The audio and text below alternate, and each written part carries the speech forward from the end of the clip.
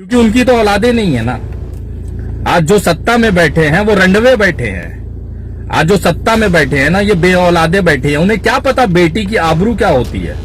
आप किससे रोजगार मांग रहे हैं? जो खुद 35 साल 40 साल तक दुनिया में भीख मांगता हुआ जिंदा रहा, घूमता रहा, अपना पेट पालता रहा, उससे आप रोजगार की उम्मीद ना करिए। जब तक आपकी बेटी की आबरू नहीं लुटेगी तब तक आपकी आंखें नहीं खुलती हैं। जब तक आपका बेटा पंखे से लटक कर आत्महत्या न कर ले बेरोजगारी की वजह से, तब तक आपकी आंखें नहीं खुलेंगी। आपको दिखाई देगा प्रभु श्री राम और बाबरी मस्जिद। लड़िए ना, किसने रोका है? आपका जिंदगी आप अपना सत्यानाश करिए, क्या फर्क पड़ता है? जिस देश में एक तड़ी पार गृह मंत्री हो जाता है और उसके हाथ के नीचे उसके जो डिप्टी हैं गृह राज्य मंत्री, जिनके ऊपर हत्या, स्मगलिंग, बलात्कार के मामले हैं, उस देश में आप इंसाफ की बात ना ही करें, न्याय की बात नहीं करो तो ज्यादा अच्छा है कि वो आपके बच्चे की हत्या और आपकी बेटी के बलात्कार पे न्याय दिला पाएगा। और बात क्या होती है? हम दाऊद इब्राहिम को पकड़ के लाएंगे। एक गृह राज्य मंत्री का सपोला पकड़ा नहीं जा रहा था, नेपाल भाग गया था, भोसड़ी वाला डरपोक गणफट्टू। और हम दाऊद इब्राहिम को लाने की बात करते। कहां से लाते हैं इतनी बकचोदी? बचपन से इतने बकचोद थे कि अभी अभी ताजा ताजा बनाया गया है आपको। तो इंतजार करो बेटा, तुम्हारी घर की बेटियों को जब उठा के यही भारतीय जनता पार्टी के कार्यकर्ता बलात्कार करेंगे ना, तब तुम्हें आंख खुल के आएगी। अगर अभी भी तुमको लगता है कि तुम देश को चूतिया बना लोगे ना, तो तुमसे बड़ा चूतिया इस देश में नहीं मिलेगा। नमस्कार दोस्तों, मैं विनय दुबे मुंबई से। आप चाहे किसी भी राज्य में चाहे कोई भी दंगा उठा के देख लीजिए, जहां पे हिंदू मुसलमान हो, चाहे सवर्ण या दलितों का मारपीट हो, चाहे गुज्जर या राजपूतों का झगड़ा लगाना हो, उसमें आपको बीजेपी जरूर मिलेगी। क्योंकि इनका जो बेसिक है ना, वो यही है कि एक दूसरे से झगड़ा लगा दो, जातीय समीकरण में झगड़ा लगा दो और बैठकर मजे लो, राज करो।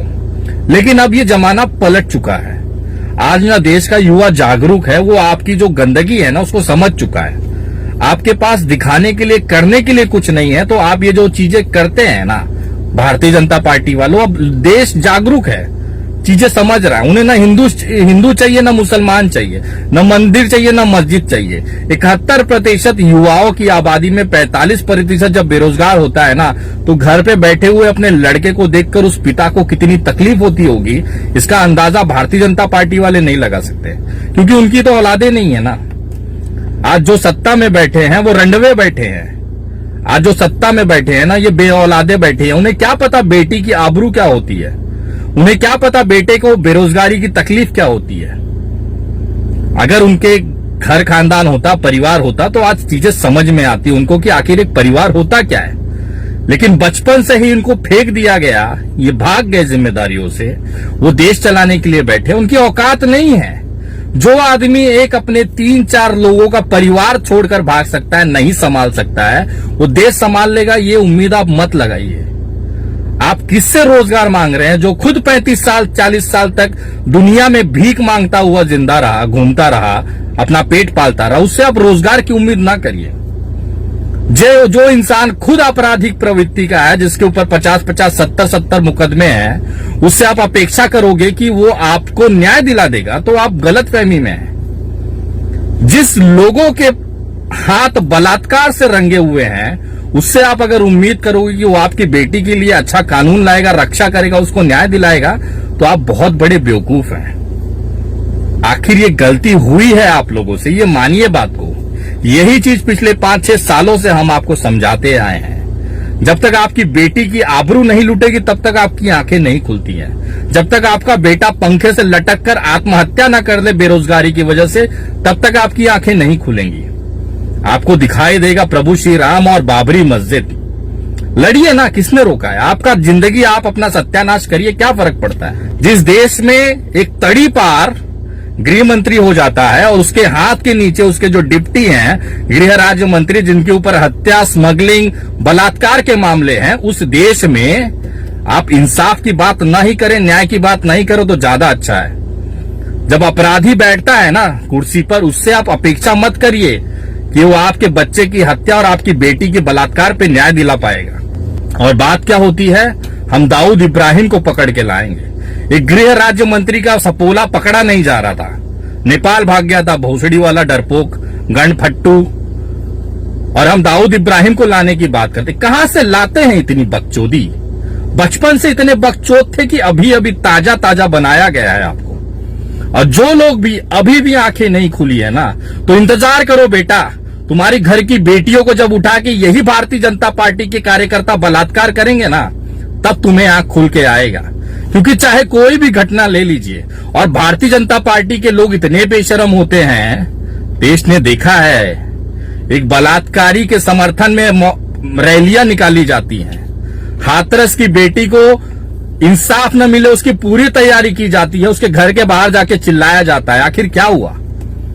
आज ये हालत है कि उसके जो बलात्कारी के जो आरोपी थे उनको फांसी की सजा हुई। शर्म आती है क्या रे? जिस कोर्ट ने उन्हें आरोपी साबित कर दिया, सजा दे दी, उसके समर्थन में तुम भोसड़ी वाले और बलात्कारी जाके खड़े हुए थे। अगर घर में मां बहन होगी ना, तो थोड़ा भी शर्म आता होगा ना, तो जाके उनसे नजरें मिला के देखो, उनकी आंखों में तुम पर थूकती होंगी वो कि मेरे घर में कैसा चूतिया पैदा कर दिया जो एक लड़की के बलात्कारी के साथ जाकर खड़ा हो जाता है। ये तो औकात है रे तुम्हारी। और तुम चूतियों को अगर लग रहा होगा ना वापस से हिंदू मुसलमान करके मंदिर मस्जिद में अटकाकर सत्ता हासिल कर लोगे, तो आप ये चीज इतिहास हो चुकी है। आज के युवाओं को रोजगार चाहिए, आज के लड़कियों को महिलाओं को सुरक्षा चाहिए, किसानों को अपने अन्न का पैसा चाहिए, कीमत चाहिए। अगर अभी भी तुमको लगता है कि तुम देश को चूतिया बना लोगे ना, तो तुमसे बड़ा चूतिया इस देश में नहीं मिलेगा। समय खत्म हो चुका है तुम्हारा। और जितने भी इनके अंधभक्त हैं ना, ये सब खोज खोज कर इनको सीधा किया जाएगा। इंतजार तो करो। बुझते हुए दिए की लौ देखी है ना, जैसे फड़फड़ाती है, वैसे कुछ दिन बचे हैं भारतीय जनता पार्टी के लिए। जितना फड़फड़ाना है ना, फड़फड़ा लो बेटा। जैसे ही सत्ता परिवर्तन होगा ना, खोज खोज कर इलाज किया जाएगा तबीयत से। कैसे मालूम है ना?